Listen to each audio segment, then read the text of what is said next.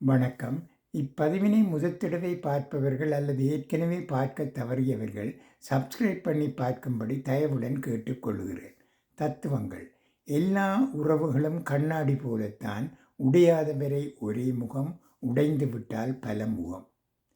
குடும்ப பாரத்தை சுமக்கும் போதுதான் தெரிகிறது நம் பெற்றோர்களும் எவ்வளவு கஷ்டப்பட்டிருப்பார்கள் என்று.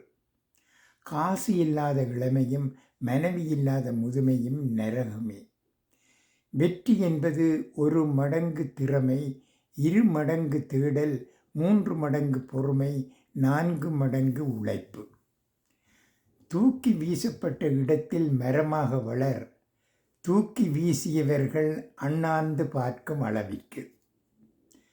நம் கையில் காசில்லை என்று தெரிந்தும் அதை பொருட்படுத்தாமல் நம்மை வந்து பார்க்கும் ஒரே விடயம் வியாதி மட்டும்தான்.